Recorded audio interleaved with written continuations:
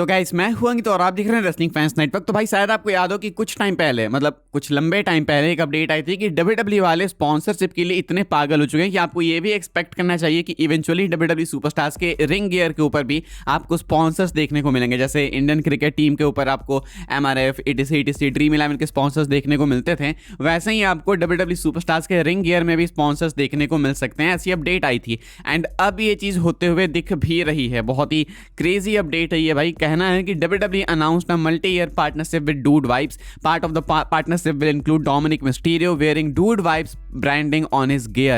And photo भी निकल के सामने आई। कहा गया कि WWE ने पार्टनरशिप की है Dude Vibes के साथ में एंड इस पार्टनरशिप का पार्ट है कि डोमिनिक मिस्टीरियो अपने रिंग गियर पे Dude Vibes की मर्चेंडाइज पहनेंगे। लाइक उनकी मर्चेंडाइज खुद की तो होगी लेकिन उस पर लोगो होगा Dude Vibes का भी। एंड आप ये फोटो देख ही सकते हो, ये WWE ने खुद से ऑफिशियली रिलीज की है एंड यही है रेसलिंग का फ्यूचर। आने वाले टाइम में हो सकता है कि आपको रोमन रेंज के OTC वाले शर्ट पे साथ में ऐड भी देखने को मिले स्निकर्स की। ये बहुत ज़्यादा पॉसिबल है। ये अपडेट कुछ महीनों पहले निकल के आई थी, मुझे लगता है एक साल पहले आई थी एंड अभी तक गैप था, अभी तक कुछ हुआ नहीं था, लेकिन now it's happening and dude vibes से इसकी बिगिनिंग हुई है। ड्यूड वाइब्स को देख के बहुत सी कंपनीज अप्रोच करेगी डब्ल्यूडब्ल्यू को एंड वो कोशिश करेंगे कि massive superstars like Roman Reigns, Randy Orton या कोडी रोड्स इनके ऊपर अपने लोगोज लगाए जाएं। कहीं भी फिट इन किया जा सकता है, नेसेसरी नहीं है कि बहुत ही साइज में लोगो आपका बड़ा होना चाहिए। कहीं पे भी डाल सकते हैं, पैंट पे, जूते पे, कहीं पे भी हो सकता है। तो फिलहाल ये एक अच्छी अपडेट तो नहीं है, कमर्शियलाइज कर दिया गया है बिल्कुल रेसलिंग को। विंस मैकमैन होते तो ये बिल्कुल नहीं होता। एंड अब सुपरस्टार्स चलते फिरते एड बैनर होंगे, इतना तो मान लो। आने वाले टाइम में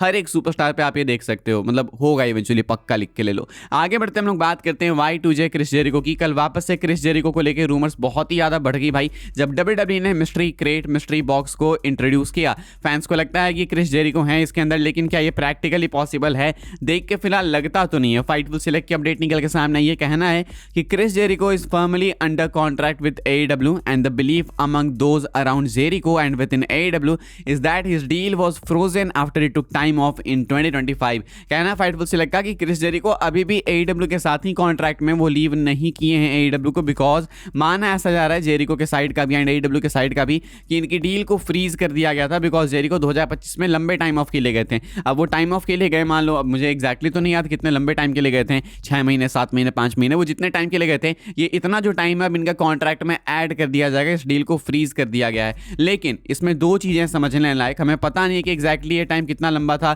फ्रीज करने के बाद कितना ऐड ऑन किया गया, वो तो भगवान जाने भाई, नहीं पता हमें। अपडेट आएगी तो मैं आपको बताऊंगा, लेकिन हो सकता है कि क्या पता है रेसलमेनिया से पहले ये जो फ्रीज है वो खत्म हो जाए एंड उसके बाद जेरिको आ पाए, इसलिए WWE वाले ये एंगल प्ले कर रहे हैं। हालांकि चांसेस कम है क्योंकि अभी तक वो AEW में ही है, AEW के कॉन्ट्रैक्ट में ही है, बिकॉज मिस्ट्री बॉक्स आ चुका है एंड अगर वो अभी भी AEW के कॉन्ट्रैक्ट में तो देन लगता नहीं है कि WWE वाले ये वाला रिस्क लेंगे कि जब वो साइंड ही नहीं है तो आखिर मिस्ट्री बॉक्स वाला एंगल इंट्रोड्यूस क्यों करना क्रिस जेरिको के लिए, किसी और के लिए हो सकता है। हाँ, लेकिन इससे एक और चीज़ ये भी है, मैं पॉइंट करना चाहूँगा कि AEW ने इनके डील को फ्रीज किया, जो कि ऐसा प्रूव करता है कि इनके रिलेशन आपस में कुछ बहुत अच्छे हैं नहीं। तो जैसे ही ये फ्रीज खत्म होगा, जेरिको डेफिनेटली AEW से जंप करके WWE में आएंगे। बस देखना है कि ये फ्रीज खत्म कब होता है। ये चीप गेम मानते हैं नॉर्मली रेसलिंग में, मुझे नॉर्मल लगता है कि ये कॉमन सेंस वाली बात है, आप उतने टाइम नहीं आए तो आपको एक्स्ट्रा टाइम देना पड़ेगा कंपनी को, लेकिन चलो मानते हैं ऐसा लोग कि ये चीप गेम है तो है, it is what it is. फिलहाल जेरिको को लेकर अपडेट है कि वो AEW के साथ ही फिलहाल कॉन्ट्रैक्ट के अंदर हैं। हम लोग आगे बढ़ते हैं भाई, बात करते हैं अपनी अगली अपडेट के बारे में, जो कि मास्क मैन को लेके एक क्लोजर लुक निकल के सामने आया है मिस्ट्री अटैकर का, मास्क मैन का। एंड ये क्या है मैं आपको दिखा देता हूँ भाई, आप देख सकते हो ये वीडियो। एंड यहाँ पे मुझे लगता है सबसे HD वीडियो है अभी तक की मास्क मैन की। इसके अलावा इससे बेटर फुटेज हमें आज तक नहीं मिली। इनफैक्ट एक फोटो भी आप देखो, इसको जूम इन करके ढंग से दिखाता हूँ मैं। ये काफी सारे लोगों को ग्रेसन वॉलर की तरह दिख रहे हैं, लाइक ये जो मुंह खोल के इन्होंने रखा है, लगता है कि ये ग्रेसन वॉलर है। स्किन ऊपर में ब्लैक नहीं है, वो मास्क के आंख का पार्ट भी ढका हुआ है, ऐसा मत समझना कि वो ब्लैक है। बेसिकली अंदर जो है वो कोई व्हाइट बंदा ही है। हालांकि जिस तरीके से मेंटेन आइट्रो में ये अटैकर खड़ा हुआ था स्टॉम्प लगाने के बाद, वो बिल्कुल सेथ रॉलिंस की तरह था, सो हु नोज। लेकिन हो सकता है कि ग्रेसन वॉलर हो। हालांकि ग्रेसन वॉलर शो में थे, मतलब लाइव USA वालों के लिए तो नहीं, लेकिन एडवर्टाइजमेंट के दौरान वो न्यू डे के साथ में आए थे, कोफी किंगस्टन के साथ में आए थे, तो क्या वो इसके अंदर भी थे एंड वहाँ पे भी थे, वो देखना होगा। फिलहाल ग्रेसन वॉलर ही ये देख के लग रहा है एंड ये बिल्कुल HD फुटेज निकल के सामने आई थी, तो मुझे लगा आपको दिखाते हैं। आप लोग बताना भाई, गेस करना आपको क्या लगता है ये कौन है यार इस मास्क के पीछे। एंड क्या WWE वाले बहुत लंबा नहीं खींच रहे, लाइक हो गया आप ठीक है, अब रिवील कर दो, नहीं तो चेंबर में तो कर ही दो यार, क्योंकि अगले हफ्ते का तो देखो पता है कि ब्रॉन्सन रीड को भी ये कॉस्ट करने वाले हैं, कॉमन सेंस वाली बात है। आगे बढ़ते हम लोग बात करते हैं अगली अपडेट के बारे में, जो कि लोगन पॉल एंड बैड बनी को लेकर। सीम्स लाइक कि लोगन पॉल एंड बैड बनी का मैच एक्चुअली में मेनिया में हो सकता है। बहुत बहुत से लोगों ने इस पर कमेंट कर दिया, लोगन पॉल ने खुद भी कमेंट कर दिया, कोडी ने बोला कि वो मैच देखना चाहते हैं। रिपोर्ट्स का कहना है कि बैड बनी वापस आने वाले हैं डब्ल्यूडब्ल्यूई में बहुत ही जल्दी।